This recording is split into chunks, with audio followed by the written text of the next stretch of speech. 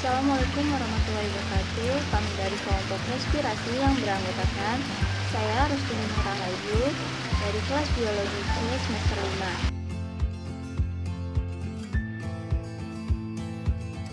5. Baik, saya Siti Rahma. Nah, di sini ada pengertian respirasi. Nah, apa itu respirasi?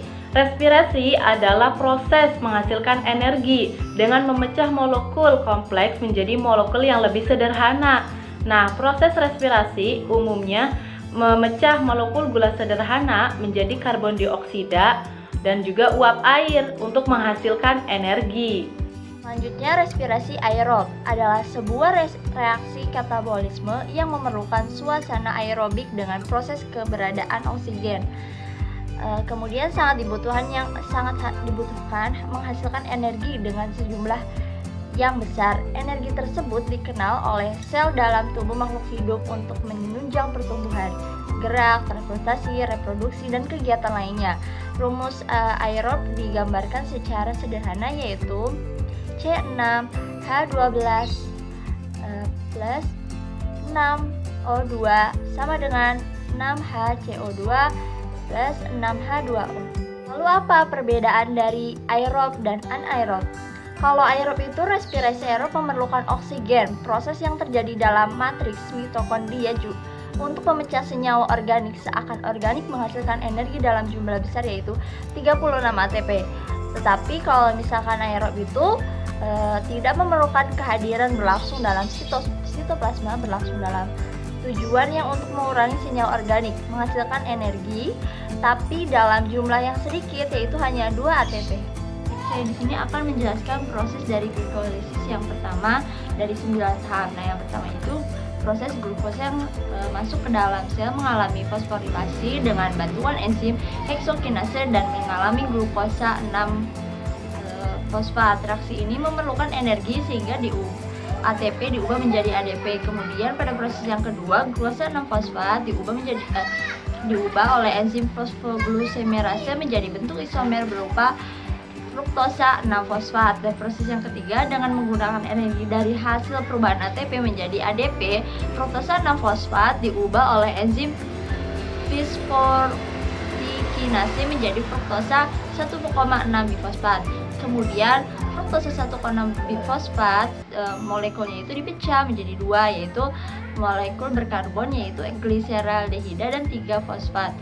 Gliseraldehida 3 fosfat, reaksi tersebut dibantu oleh enzim aldolase. Kemudian proses yang kelima, masing-masing di gliseraldehida menjadi 3 fosfat PGA dengan bantuan enzim triosefosfat dehidrogenase. Dalam tahap ini juga terjadi transfer elektron sehingga NADH berubah menjadi NAD plus diubah menjadi NADH serta mengikat fosfat anorganik dari sitoplasma. Nah, proses yang keenam yaitu terjadi perubahan 1,3 bifosfoglisera PGA dengan bantuan enzim fosfoglisera. Pada tahap ini juga terjadi pembentukan 2 molekul ATP dengan menggunakan glukosa yang sudah ada pada reaksi sebelumnya. Kemudian terjadi perubahan fosfoglisera menjadi 2 fosfoglisera oleh enzim fosfogliseromutase dengan cara memindahkan gugus fosfat. Dan langkah yang keenam yaitu terjadi pembentukan fosfoenol piruvat PIP dan 2 fosfoglisera dengan bantuan enzim enolase dan pembesaran 2 molekul air.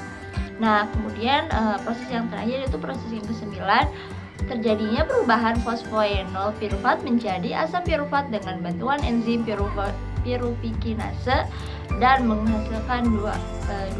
Nama saya Sahara Putri Rizky dari kelas biologi C semester 5. Di sini saya akan menjelaskan tentang materi dekarboksilasi oksidatif.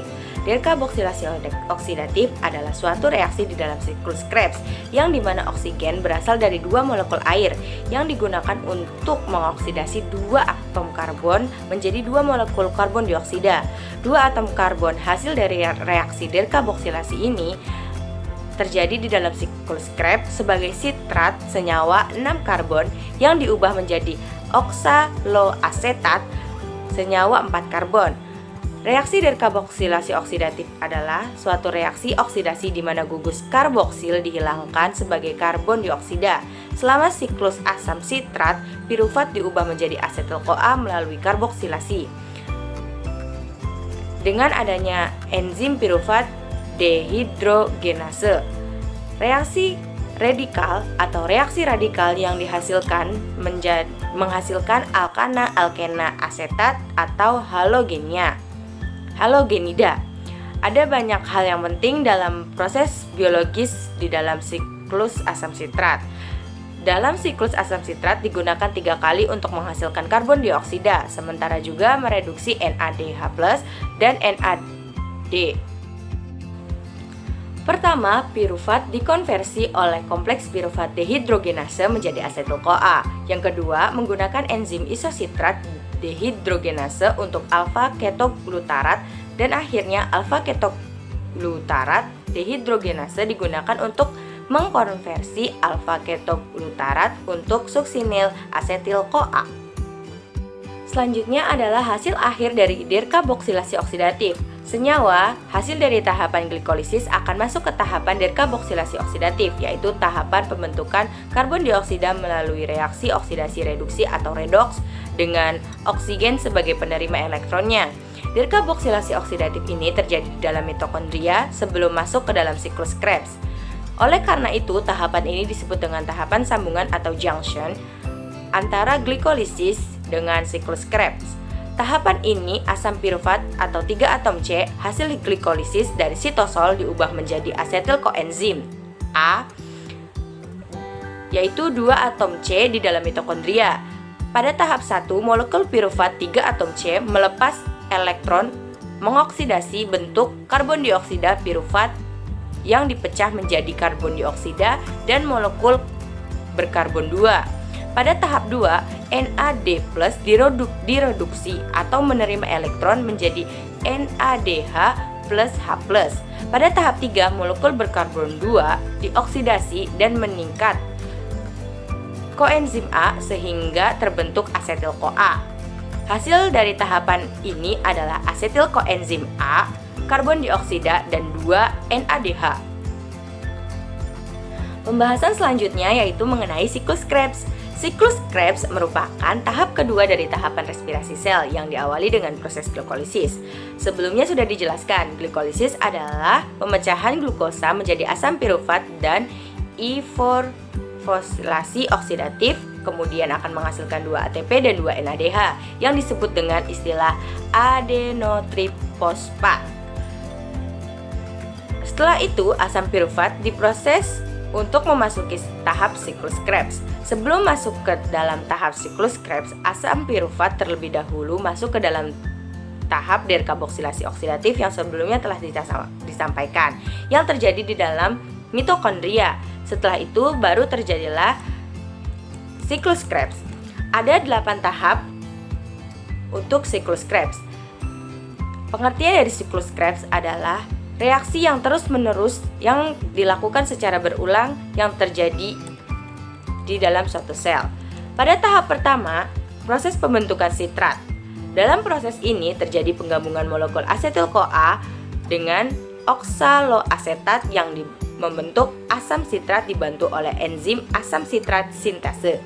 Yang kedua, sitrat yang dihasilkan oleh proses sebelumnya kemudian diubah menjadi isositrat dengan bantuan enzim akotinase yang mengandung Fe2+. Selanjutnya, tahap ketiga yaitu terjadi proses dekarboksilasi atau perombakan pertama kali. Isositrat yang terbentuk dari tahapan sebelumnya dioksidasi menjadi oksalususinat yang terikat oleh enzim isositrat dehidrogenase. Pada tahap ini juga isositrat diubah menjadi alfa-ketoglutarat oleh enzim yang sama yang dibantu oleh NADH. Tahap selanjutnya yaitu terjadi proses pengubahan alfa-ketoglutarat menjadi suksinil-CoA oleh enzim alfa-ketoglutarat kompleks dan proses oksidasi. Yang kelima yaitu suksinil-CoA kemudian diubah menjadi suksinat. tidak hanya dibantu dengan enzim, tahap pengubahan ini dibantu oleh Mg2+ atau magnesium dan GDP yang dengan fosfat membentuk GTP. GTP ini adalah suatu hal yang diubah menjadi ATP sehingga menjadi energi yang dibutuhkan jaringan. Pada tahapan ini, suksinat dan oksidasi menjadi furamat dengan bantuan enzim suksinat dehidrogenase. Tahap yang ketujuh adalah proses dehidrasi. Pada proses ini terjadi penambahan atom hidrogen pada ikatan karbon 3 atom C, sehingga menghasilkan produk berupa malat. Malat kemudian dioksidasi untuk menghasilkan oksalosa asetat yang dibantu dengan enzim malat dehidrogenase. Oksaloasetat kemudian akan menangkap asetil-CoA sehingga siklus Krebs dapat terus-menerus berulang atau terjadi. Selain itu, pada tahap ini juga berupa NADH. Untuk mencukupi kebutuhan energi, maka siklus Krebs harus berlangsung selama 2 kali. Hal ini dikarenakan reaksi oksidasi pada molekul glukosa untuk sekali proses siklus Krebs hanya menghasilkan 2 molekul asetil-CoA saja. Selanjutnya saya akan menjelaskan tentang transport elektron. Setelah mengalami siklus Krebs, respirasi aerob akan menuju ke tahap sistem transport elektron.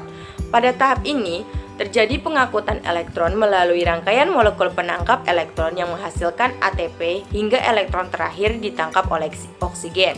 Sistem transport elektron ini terjadi di membran dalam mitokondria yang terjadi di dalam reaksi sebagai berikut. Pada sistem transport elektron terjadi penangkapan elektron oleh oksigen untuk membentuk air, sedangkan setiap NADH yang ada pada sistem transport elektron ini akan menghasilkan 3 ATP, lalu FADH2 akan menghasilkan 2 ATP. Selanjutnya yaitu respirasi anaerob. Nah, respirasi anaerob ini merupakan proses respirasi tanpa adanya oksigen. Nah, kita bisa lihat di gambar, ini adalah jalur respirasi anaerob dan juga respirasi aerob. Nah, pada respirasi anaerob berlangsung di sitoplasma tanpa adanya oksigen, sedangkan respirasi aerob berlangsung di mitokondria dengan adanya oksigen. Nah, lalu respirasi anaerob biasa dilakukan oleh beberapa jenis bakteri, ragi, dan juga otot manusia dalam keadaan tertentu. Nah, contohnya ketika tanah tergenang oleh air, maka jaringan akar atau biji-biji yang terbenam itu akan kurang oksigen sehingga terjadi respirasi anaerob. Nah, lalu biji juga melakukan fermentasi atau respirasi anaerob selama imbibisi air sehingga biji dapat berkecambah. Nah, pada tumbuhan, respirasi anaerob ini cenderung menghasilkan etanol. Nah, respirasi anaerob atau disebut juga dengan fermentasi dibagi menjadi 2, yaitu ada fermentasi alkohol dan juga fermentasi asam laktat. Yang pertama yaitu fermentasi alkohol. Nah, fermentasi alkohol merupakan proses pembentukan alkohol dari gula atau glukosa, biasanya menggunakan sel ragi. Nah, prosesnya yaitu glukosa diubah menjadi 2 asam pirufat melalui proses glikolisis. Nah, pada saat proses glikolisis ini juga dihasilkan ATP atau adenosin trifosfat. Nah, 2 asam pirufat ini diubah menjadi 2 asetaldehid. Nah, pada saat proses perubahan 2 asam pirufat menjadi 2 asetaldehid ini dihasilkan 2 karbon dioksida. Nah, selanjutnya 2 asetaldehid diubah menjadi 2 etanol. Nah, etanol ini merupakan hasil akhir dari proses fermentasi alkohol. Selanjutnya yaitu fermentasi asam laktat. Nah, fermentasi ini kebanyakan terjadi pada bakteri, namun dapat terjadi juga pada otot manusia. Contohnya ketika melakukan aktivitas berat. Nah, terbentuknya asam laktat itu akan menyebabkan otot menjadi ngilu dan juga kaku. Tetapi keadaan itu akan segera pulih kembali ketika otot dalam keadaan atau dalam kondisi cukup oksigen. Nah, proses dari fermentasi asam laktat ini adalah glukosa diubah menjadi 2 asam pirufat melalui proses glikolisis. Nah, pada saat glikolisis juga dihasilkannya ATP atau adenosin trifosfat. Nah, 2 asam pirufat selanjutnya diubah menjadi 2 asam laktat. Nah, asam laktat ini merupakan hasil akhir dari fermentasi asam laktat. Selanjutnya yaitu faktor-faktor yang mempengaruhi respirasi. Faktor yang pertama adalah faktor umur dan tipe jaringan. Nah, jaringan muda dan dewasa respirasinya itu lebih kuat dan lebih cepat daripada jaringan tua, karena jaringan muda itu lebih aktif sehingga lebih banyak memerlukan energi. Nah, contohnya, kecepatan respirasi pada daun akan meningkat selama masa pertumbuhan, kemudian akan turun dan tetap saat memasuki periode atau masa pemasakan. Nah, yang kedua yaitu karbon dioksida. Jika karbon dioksidanya tinggi, yaitu lebih dari 0,03%, maka kecepatan respirasinya menurun. Nah, hal ini disebabkan oleh terhambatnya difusi oksigen akibat menutupnya stomata. Nah, yang ketiga yaitu faktor oksigen. Nah, kekurangan oksigen dapat menyebabkan terhambatnya pengangkutan hormon sitokinin dari akar muda ke batang, lalu terhambatnya penyerapan nitrogen sehingga menyebabkan lambatnya fotosintesis. Nah, sebab kekurangan oksigen ini akan menurunkan permeabilitas akar terhadap air. Kita juga sudah tahu ya bahwa respirasi ini ditentukan atau dipengaruhi oleh oksigen, karena pada saat respirasi aerob yaitu dengan adanya oksigen, berbeda dengan respirasi anaerob yaitu tanpa adanya oksigen. Faktor yang selanjutnya atau faktor yang keempat adalah suhu. Suhu sampai batas-batas tertentu yaitu 10 derajat Celcius sampai 30 derajat Celcius yang menyebabkan kecepatan respirasi menjadi 2 sampai 2,5 kali lipat cepat untuk setiap kenaikan suhu 10 derajat Celcius. Secara kuantitatif dapat dinyatakan Q 10 sama dengan kecepatan pada T plus 10 derajat Celcius. Kecepatan pada T derajat Celcius ini apabila suhunya tinggi atau lebih dari 35 derajat Celcius, maka kecepatan respirasinya pun akan menurun. Hal ini disebabkan oleh rusaknya enzim yang mempengaruhi proses tersebut. Terbatasnya oksigen karena berkurangnya kelarutan dan lambatnya proses difusi yang terjadi. Faktor yang kelima adalah luka dan rangsangan mekanik. Pelukaan dan rangsangan mekanik seperti melengkungkan batang dapat meningkatkan respirasi. Sebabnya yang pertama terjadinya peningkatan aktivitas enzim sehingga proses glikolisis dan katabolisme oksidatif meningkat. Yang kedua yaitu diperlukan lebih banyak energi untuk memperbaiki bagian tanaman yang rusak yang diikuti oleh pembentukan kalus. Sekian presentasi dari kelompok 3 mengenai respirasi. Kurang dan lebihnya mohon dimaafkan. Wabillahi taufik wal hidayah. Wassalamualaikum warahmatullahi wabarakatuh. Terima kasih banyak.